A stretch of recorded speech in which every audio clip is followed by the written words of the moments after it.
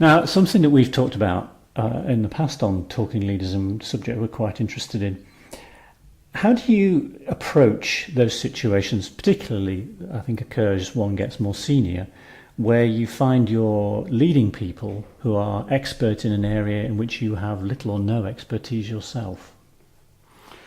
Yeah, I mean, that's a really, really good question. I think firstly, as depending on the nature of the business, there are some limitations to what you can do in certain industries if you really don't have any knowledge of that industry. And so you're going to have to surround yourself by, if you find yourself in a situation where you spent 30 years in retail and now you're running some technology business, then you'd be well advised to get some experts around you that you trust, because you're never going to learn what you need to know in this lifetime. So, but I mean, firstly, there's no substitute for making the effort to try and learn as much as you can about a subject. So you may not have expertise in a certain domain, a certain area, and when I moved from aerospace into the security business,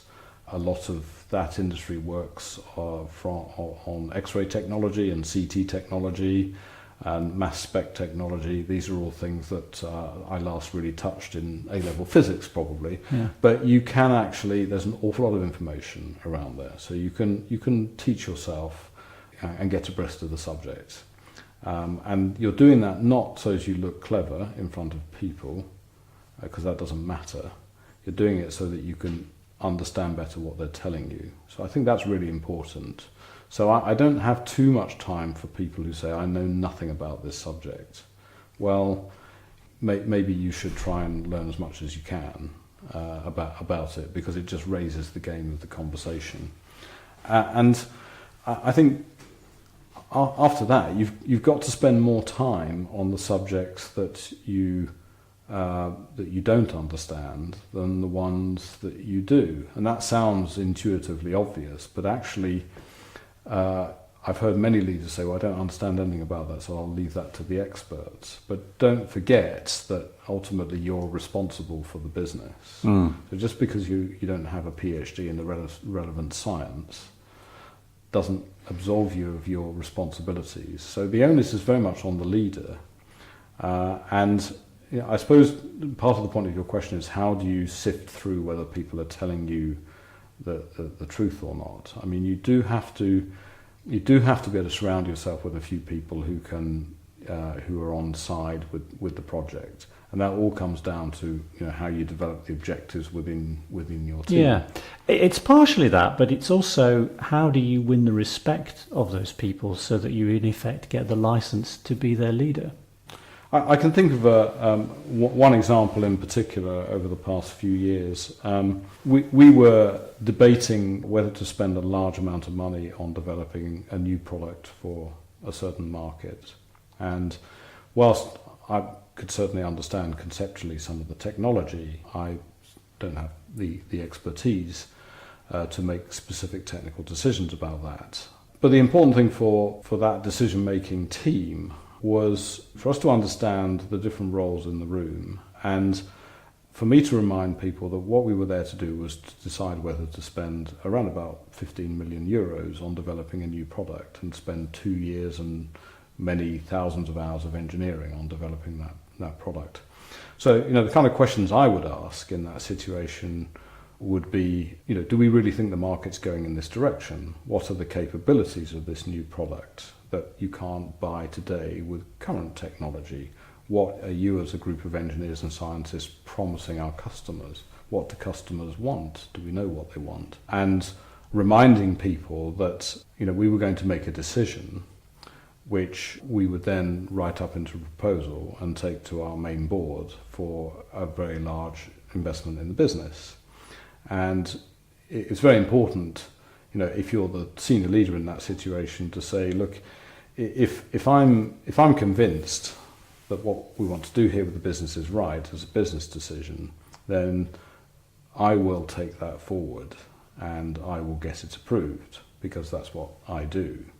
and you will help me to achieve that, and then you'll get to do what you do in the business.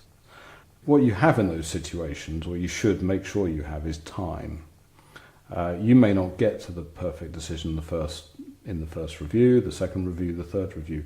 If those points are really important in a business, those critical decisions are really important, and you should spend as much time on them as you need to get satisfied with the response. So to answer your question, how do you gain credibility with people?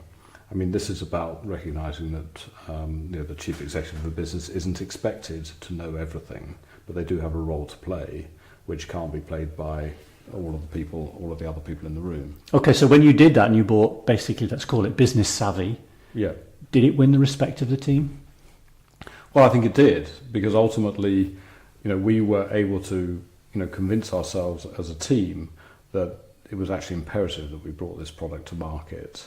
That the product was going to, significantly improve, as it happened, customers' experience going through airport security, and that's something that many of us do quite regularly. And it was, going to speed up the process, and that we were very confident we could market this to our major customers. And did any of the questions that you were asking then cause them to modify their thinking? Absolutely. I mean, without going into the technical detail, one of the things that I was very keen to ensure was that we had a product which had much more capability, but would slot into the same sort of physical and technical environment as the current product. So could you hook it up to the same electricity, and could you hook it up to the same server and get the same kind of data off it? And these were things that I think mattered to our customers more than they maybe our technical teams just needed a little bit of a push. Just didn't occur to them. Customer and not just think capability. Right. What does my customer want to be able to do? What would cause them to buy this product and not another product? Yeah. And it's not just because it has more technical capability. It's also because there's a massive element of convenience. Yeah. And so, bringing, good leaders should always be able to bring customer-based experience to a discussion. And financial savvy, and ask questions about risk. And when you say 2 years, is that really 3 years? And when you say $20 million, is that really $40 million? And you should be able to break things down and convince yourself that what you're being told is right. Because again, ultimately, you are responsible for it. You can't just turn around to a product engineer and say, well, you told me 20 and it ended up being 40. You're the leader, so however hard it is, you've got to understand it. Did you get any actual feedback, direct feedback from any of those team members about acknowledging your role and contribution? Yeah, I mean, I think that